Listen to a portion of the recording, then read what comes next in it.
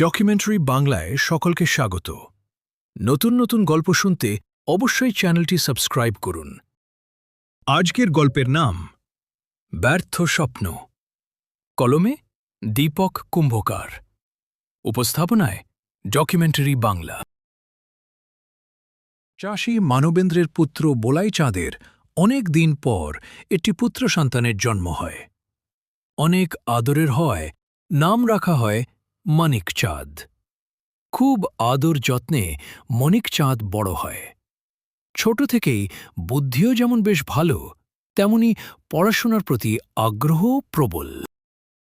সমস্ত শ্রেণীতে সে গড়গড়িয়ে পাশ করে যায়।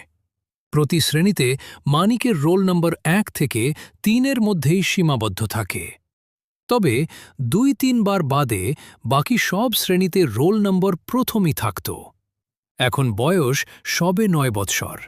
শিক্ষক মহাশয়েরা মানিককে খুব ভালোবাসেন।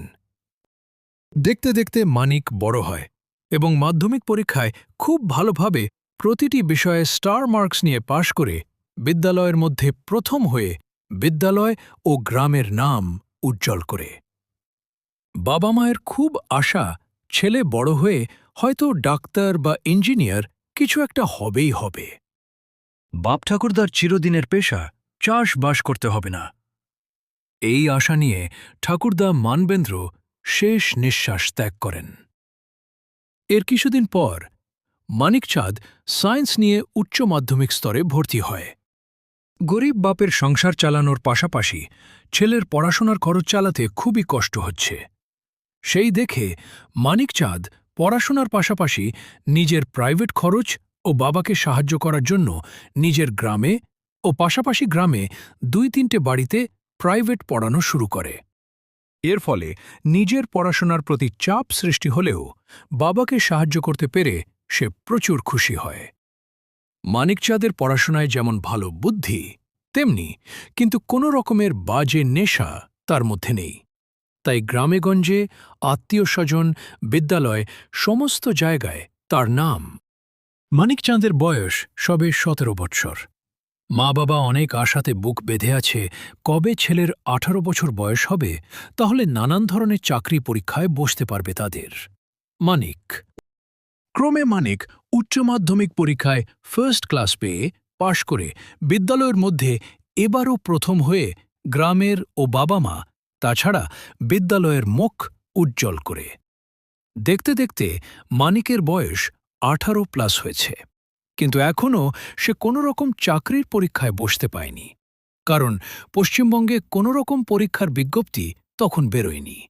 যদিও 2-4টি ফোর্স লাইনের বিজ্ঞপ্তি বেরিয়েছে, যথেষ্ট পরিমাণে উচ্চতা এবং ওজন না থাকার কারণে সেগুলিতে ফর্ম ফিল আপ করতে পারেনি।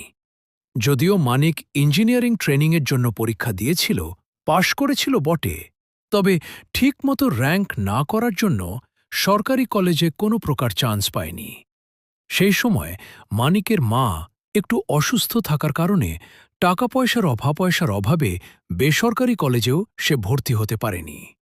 কিছুদিন যাবৎ সে কলেজে বিএসসি কোর্সে ম্যাথমেটিক্সে অনার্স নিয়ে ভর্তি হয়।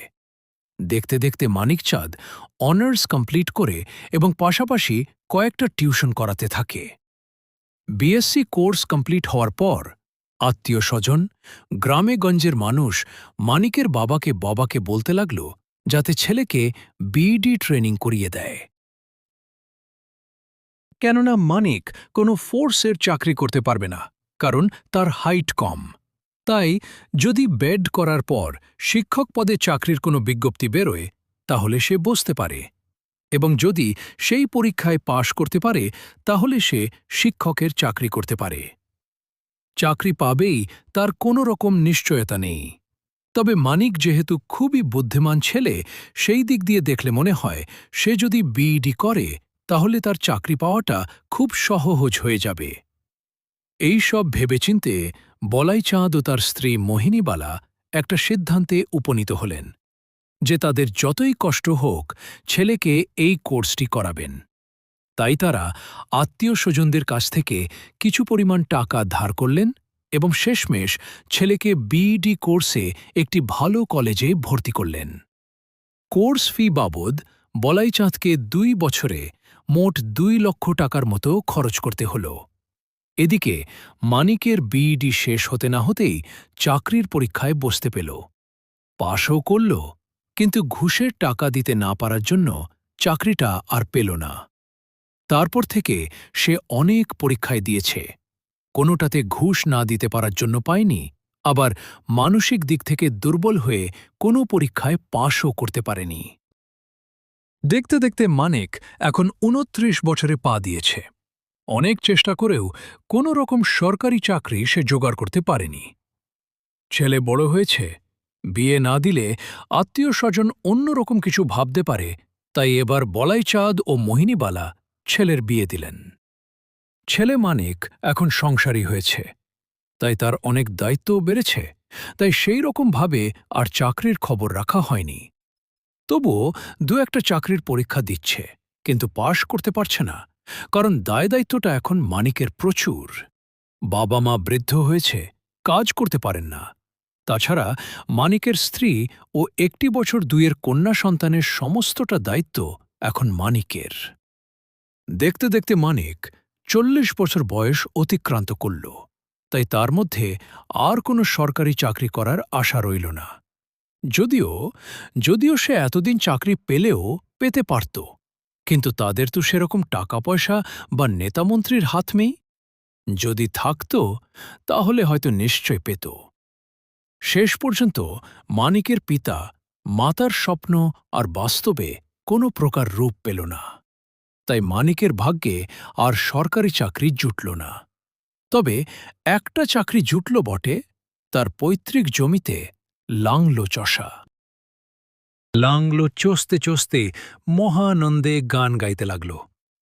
এবার মূর্খ চাষি হও, সব বিদায়, লাংলো ধরেছি বিএসসি, বিইডি ধারিতাই।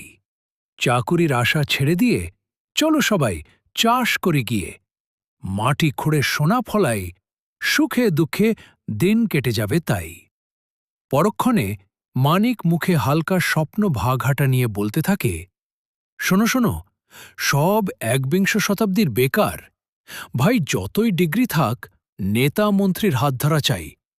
নেতা মন্ত্রী আর টাকা না থাকিলে চাকরির বলাই নাই। কেমন লাগল লেখক দীপক কুম্ভকারের লেখা এই গল্পটি? অবশ্যই কমেন্ট করে জানাবেন। আপনারাও আপনাদের লেখা গল্প আমাদের মেইল করে পাঠাতে পারেন। সকলে ভালো থাকবেন, সুস্থ থাকবেন।